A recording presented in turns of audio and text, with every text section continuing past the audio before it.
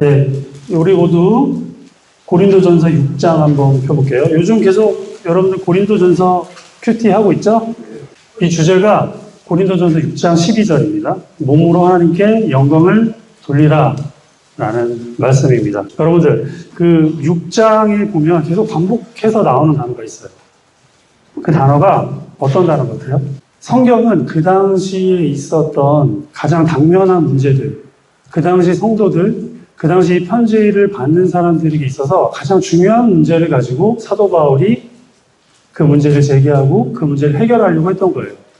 근데 여러분들은 어때요? 이 성경은 2000년 전에 쓰여졌기 때문에 적어도 신약 성경은 여러분들이 우리들의 이야기로 받아들이기 상당히 힘들죠. 하지만 성경의 원리들을 잘 생각한다면 우리가 이 본문을 가지고 우리가 이렇게 받아들이면 되겠구나라는 생각을 할 수가 있습니다. 여러분들 이제 교육을 100년 대계라고 하잖아요. 여러분들 교육이 100년 대계라고 느껴지나요? 그죠? 고등학교 1학년 한번 흔들어 보세요. 여러분들이 무슨 세대죠? 뭐 시작했잖아요, 거기. 고교학점 시작했잖아요. 어떻게 될지 몰라요. 최근에 무슨 뉴스나 뭐 다큐멘터리 보니까 선생님들도 잘 모르고 계시더라고요. 그래서 시행은 됐는데. 여러분들 이런 불확실성에 항상 우리가 노출되어 있거든요. 근데 여러분들은 교육정책 하나만이잖아요. 근데 사실은 어른이 되면 모든 게 다 그래요. 모든 게 다 불확실해요. 그러니까 여러분들이 성인이 되고 스스로 뭔가 결정하고 선택하는 그 때가 되면 여러분들이 그 교육정책 바뀐 것처럼 그와 같은 비슷한 환경을 맞이하게 됩니다. 당시에 이 고린도전서에 있는 성도들도 마찬가지였어요.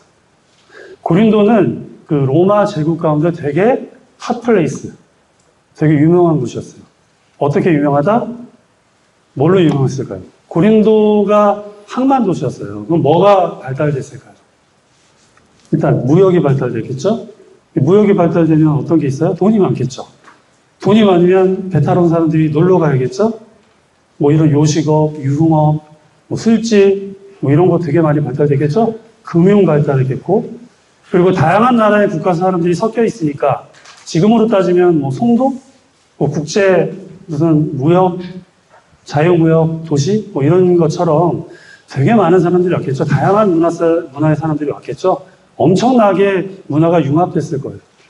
이런 문화가 융합된 도시들의 특징이 있어요. 어떤 특징이 있을까요? 네. 크게 얘기해도 괜찮아요.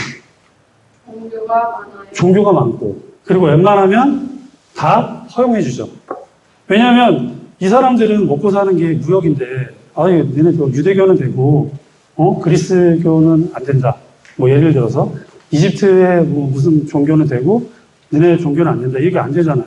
완전 그냥 잡탕, 짬뽕 이런 느낌이겠죠. 그래서 되게 리버럴한 도시였어요. 다 된다. 다 수용할 수 있는 도시. 왜냐하면 장사해야 되니까. 근데 요즘도 비슷하지 않아요? 다원주의 세상이잖아요. 요즘을 포스트 모더니즘 세상이라 그러죠. 절대적인 가치가 없고 상대적인 가치가 인정되는 세상이잖아요. 여러분들 아니에요? 되게 비슷해요. 모든 것이 가하나 모든 것이 가하지 않다고 그러는데 바울은 얘기하고 있죠. 아마 이런 측면에서 생각해 볼 때 이런 신약 성경들도 어떤 특정한 도시의 이야기이긴 하지만 우리와 상당히 비슷한 상황이었지 않을까라는 생각을 했습니다. 여러분 대부분 어른들이나 선생님들을 어떻게 생각하세요? 여러분들 분반할 때도 좀 젊은 선생님들이 좋잖아요. 그렇죠? 그래도 괜찮아. 네. 저희 딸도 그런 것 같은데. 네. 왜 젊은 선생님들이 좋죠? 굉장히 수용적인 것 같고 재밌고 그렇죠? 활발하고. 근데 뭐 약간 나이 드신 선생님들 만나면 옛날 얘기하고 라떼 계속 얘기하시고 뭐 이러잖아요. 왜냐하면 약간 어른이 되면 이게 편향적이고 좀 약간 생각이 굳어있고 그래요. 그 보수적이라고 하죠. 근데 이런 어떤 여러분들의 삶은 되게 버라이어티하고 맨날 바뀌고 어떻게 될지도 모르고 대학 정책, 뭐 입시 그리고 각 학생들의 상황에 따라 필요한 것들이 계속 바뀌는데 보수적인 분들을 만나거나 아니면 편향적인 사람을 만나면 여러분들이 대학이 쉽지가 않습니다. 그리고 이런 어떤 보수적인 사람들은 이런 생각을 해요. 어떠냐면, 그 시대의 시대 정신이나 역사의 흐름이나 이런 것들을 잘 반영을 못할 때가 있습니다. 그리고 여러분들이 지금 기독교인이 아닌 교회를 다니지 않는 친구들은 태어나서부터 과학주의 그리고 하나님이 없는 신본주의가 아닌 인본주의적인 가르침을 받고 거기서 살고 그런 가치를 계속 주입받겠죠. 그럼 그 생각과 사고가 그 학생들을 이끌게 돼 있어요. 결국은 그 학생과 그 사람이 무엇을 추구하게끔 유도를 합니다. 개인의 의지라고 하지만 사실은 의지라기보다는 교육된 거고 그 사회가 주입한 거라고 봐도 무방해요. 여러분도 마찬가지예요. 여러분들은 두 사회를 같이 살고 있어요. 첫 번째, 학교 가면 인본주의적인 교육을 받고 있죠. 세상이 요구하는 어떤 그 가치대로 우리가 계속 주입받고 살고 있잖아요. 그런데 교회로 오면 전혀 다른 이야기를 하죠.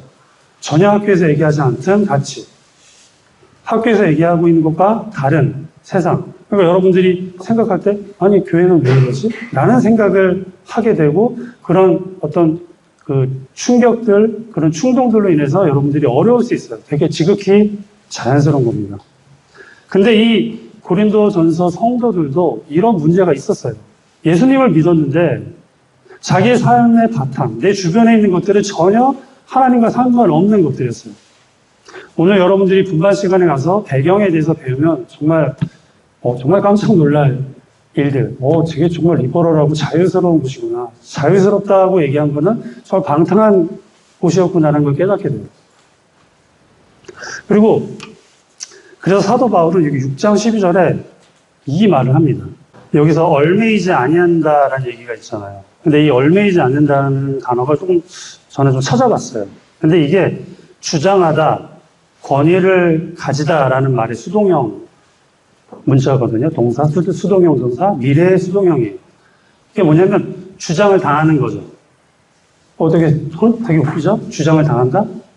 이걸 한글에서는 얽매이다라고 표현한 거예요. 주장을 당하는 게 뭘까요? 계속 중요하다고 얘기하는 거예요. 네 친구들을 짓밟고 내가 1등 해야 돼. 왜? 안 그러면 너 서울에 있는 대학 못 가. 이렇게 얘기하면 친구가 뭐로 느껴지죠? 왼수로 느껴지겠죠. 그 친구한테 잘해주고 싶어요? 공부 열심히 한 거, 내가 막 중간고사 때, 기말고사 때 정리 쫙 해놓은 거 친구가 달라면 선뜻 보여주고 싶어요? 안 하고 싶어요? 해본 적이 없어요? 착한 학생이네. 역시 구원받은 사람이니까. 자, 근데 대부분 여러분 어때요? 달라고 하면 그래 하고 확 줘요? 내 피와 땀이 거기 있는데 그리고 갖다 준들 이해도 못할 텐데 그걸 꼭 갖다 주면 공부 안 하면서 달라고 해요. 그런 친구들 많거든요. 자, 이게 여러분들이 무언가에 얽매이게 된다는 거예요. 그 사회에서 요구하는 것들, 학교에서 바라는 인간상, 그 국가에서 아니면 그 사회에서 아니면 어떤 그 전 세계적으로 일어나고 있는 어떤 그 분위기나 느낌 이런 걸로 여러분들이 주장을 당하는 거예요. 그 여러분들이 나도 모르게 얽매이게 되고 거기에 속박돼서 생각하고 판단하고 살 수밖에 없어요. 근데 이 모든 일 중에 너무 많은 이슈가 있었는데 사도 바울은 그 중에 여기서 6장에 보면 딱 한 가지를 지속해서 얘기해서 이것을 피하라고 합니다. 그게 뭐냐면 바로 성적인 타락이에요. 그리고 다른 데는 또 우상도 나오지만 고린도전서에 특히 우상과 성적인 타락을 같이 얘기하면서 조심해라 라고 얘기를 하고 있습니다. 자, 여러분들은 아마 2000년 전에 있었던 로마 황제보다 더 많은 유흥을 하고 있는 사람들이에요.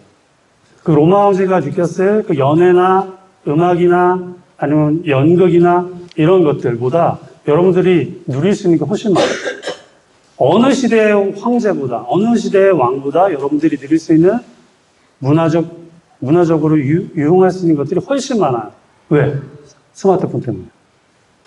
이거 여러분들 어느 황제도 어느 왕도 누리지 못할 호사였습니다. 근데 여러분들이 다 누리고 있어요. 근데 좋은 것만 그러냐? 아니라는 얘기죠. 여러분들이 좋은 것만 하지 않죠? 근데 이 당시 성도들은 그게 일상이고 문화였다는 얘기죠. 근데 그들도 구약 성경에 이런 내용이 없다라는 걸 알았어요. 자기들이 겪고 있는 그 문제에 대한 직접적인 가르침이 없는 걸 알았지만 이 구원받은 성도들은 어떤 게 있었냐면 이건 아니다라는 생각은 했었어요. 근데 거기에 대한 직접적인 가르침을 받아본 적이 없기 때문에 이것을 어떻게 하지? 라는 고민을 엄청 많이 했을 거예요. 지금 여러분처럼. 지금이 왜 문제가 되냐면 여러분들 저희 선생님 시대 때는 그리고 노승청 선생님 시대 때는 이런 게 문제가 안 됐어요. 컨센서스가 뭔지 아세요? 이게 뭐냐면 다수가 동의하거나 합의할 수 있는 결론이나 합의예요. 선생님 때는 뭐 동성연애나 뭐 이런 것들, 뭐 그 혼전 순결이나 아니면 뭐 동거라든지 이런 거에 대해서 논의 자체가 필요 없었어요. 왜? 그냥 당연히 안 되는 거니까. 당연히 나쁜 것이었다고 우리는 여기고 있었어요. 근데 지금은 어때요? 다 다르죠? 예. 그냥 이거를 좀 반대하면 힙하지 않은 사람들에게 좀 고지식한 사람이 돼요. 눈에 띄고 주목받게 되죠. 근데 여러분, 그거 알아요? 여러분들이 이런 험한 세상 가운데 예수님을 믿는 신앙을 가지고 사는 게 어려운 것도 맞는데 반대로 어떤 효과가 있냐면 색이 극명하게 대비가 되면 내가 가지고 있는 생각이나 내가 하는 태도나 행동들이 아이들 앞에서 빛이 나요. 여러분들 요즘은 밤에 너무 밝기 때문에 밤에 별 보기 쉽지 않죠. 그리고 칠흑 같은 어두움 이거 본 적 없죠. 그 새벽별이 딱 뜨는데 그 햇빛이 비치기 바로 직전에 뜨거든요. 그러면 그게 얼마나 밝은지 몰라요. 그게 하나만 보여요. 그리고 나서 그 새벽별이 조금 있다가 그 새벽별과 함께 동이 트기 시작하는데 빛이 확 따라옵니다. 그게 아침이 되는 거예요. 여러분들이 그런 존재가 되어야 된다는 거죠. 왜? 세상이 너무 칠흑같이 어둡고 문제가 많고 타락했기 때문에 여러분들이 갖고 있는 어떤 신앙인으로서의 어떤 삶과 태도가 이런 역할을 할 수 있다는 거예요. 어느 때보다 사실은 쉬워요. 여러분들이 내가 그리스도인이야, 나 예수님 믿어 이거 얘기 안 해도 여러분들의 태도로 그런 것들을 드러내기가 너무 쉬운 시대예요. 사실. 친구들이 하는 말, 친구들이 하는 즐기는 것들, 남자들이 죄 많이 짓잖아요. 그래 안 그래요? 아니, 뭘 생각하는지 모르겠지만 죄를 많이 져.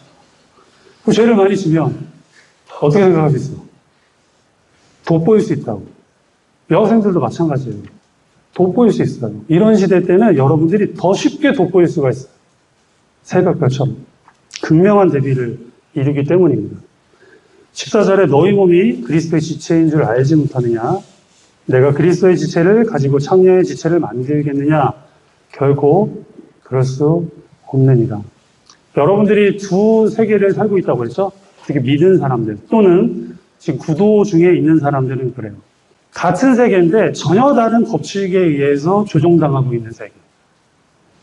이런 세계에 우리가 살고 있어요. 이게 무슨 말이시냐라고 할 수 있겠지만 그러니까 세상에서 세상의 가치와 지금 이 세계가 요구하는 대로 사는 세상. 또 하나의 세계는 하나님의 성령의 법으로 말씀에 의해서 통치되는 하나님의 나라. 그게 동시에 있어요. 지금 이 세상. 자, 여기 이번에 침례받은 묻겠습니다. 여러분들은 어떤 세상을 살고 싶어요? 침례받을 때 신앙 고백 하셨잖아요. 신앙 고백 하면서 어떻게 살기로 했었죠? 어떤 신앙 고백 했어요? 하나님 안에서 사는 사람. 그렇죠. 이 세상에서 예수님의 말씀에 순종하라고는 곳이 단 한 군데도 없어요. 성경의 가치관대로 설명한 데가 없어요. 적어도 여러분들 구원받은 사람들, 그 신앙 고백한 사람들, 구도를 하는 사람들은 적어도 다 하나님의 말씀에 순종하는 세상에서 사는 거예요. 같은 땅에서. 이게 뒤집힌 세계, 하나님의 나라. 같은 세계를 하는 거예요. 근데 여러분들이 그 삶을 살 때마다 여러분들 주변의 친구들한테 새벽별이 되는 거예요. 여러분들이 빛을 보고 그 친구들이 여러분들 하나님을 알게 되는 거예요. 되게 중요한 역할이죠. 그래서 저는 오늘 되게 중요한 걸 마지막으로 이제 정리하면서 끝내도록 하겠습니다. 여러분들 예전에는요, 구원받으면 세상과 격리되려고 했어요. 나 구원받았으니까 저 친구들이랑 이제 못 노는 거예요. 같이 놀 수가 없지. 왜냐하면 술 먹으러 가니까. 근데 안 따라가고 점점 격리되고 그래서 그때 예전의 성도님들은 이제 선생님이 가르치셨던 분 어른들은 어떻게 했냐면 쟤네들이랑 놀지 마 쉽게 얘기해서 이런 식으로 배웠던 것 같아요. 그리고 웬만하면 공무원 되라. 그래야지 신앙생활 잘하니까.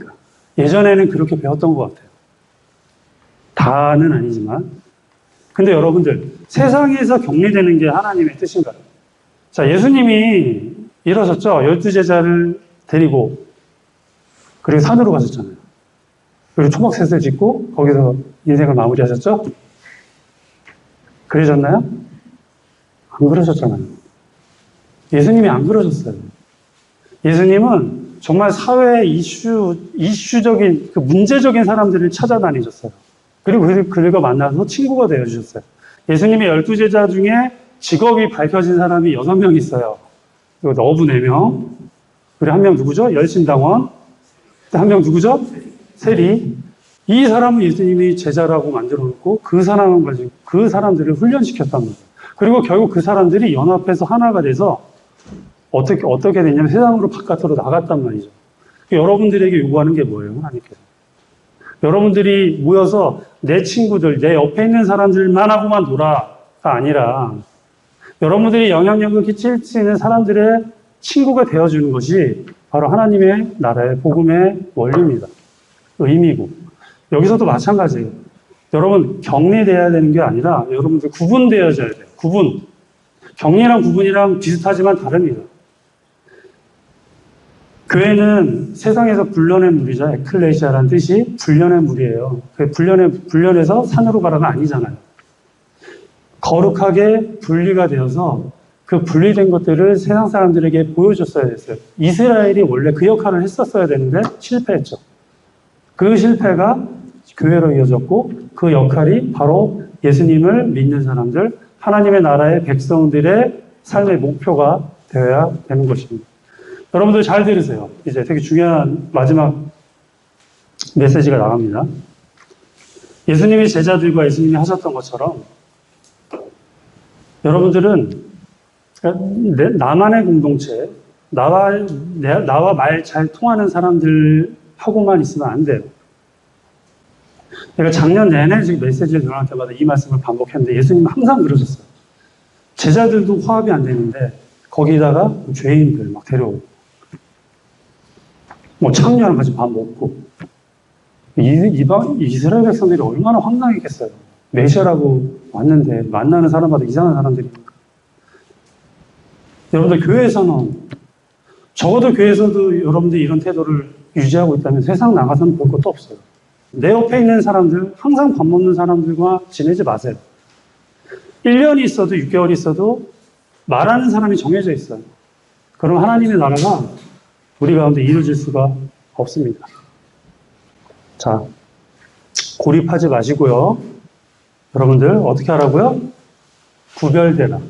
이 말을 잊지 마시기 바랍니다. 그리고 오늘 침례받은 학생들 고립되지 마세요. 여러분들이 좋아하는 사람들만, 나랑 친한 사람들만 함께 하는 것이 하나님의 뜻이 아니에요. 자, 여러분들 이제 다음부터는 이렇게 하세요. 섞어. 특히 성도들. 나 침례는 안 받았지만 나 구도자야. 그리고 나 예수님 믿어. 이런 사람들이 있으면 구석구석 섞여서 여러분들이 그분들의 빛이 되어 주시기 바랍니다. 어디 가서도, 학교 가서도 마찬가지예요. 학교 가서도 외로운 친구들 있잖아요. 친구 없는 애들 있잖아요. 당연히 왕따 될 만한 애들 있잖아요. 친구 없어야 되는 애들. 그런 친구들조차 여러분들이 옆에 가주셔서, 여러분들이 그런 분들은 아니죠? 죄송합니다. 친구가 필요할 수 있죠. 네. 여러분들이 먼저 그들의 친구가 되어주세요. 그래서 교회 데려오시고. 그랬으면 좋겠습니다. 네, 오늘 말씀을 마치고, 그리고 분반 시간 갖도록 하겠습니다.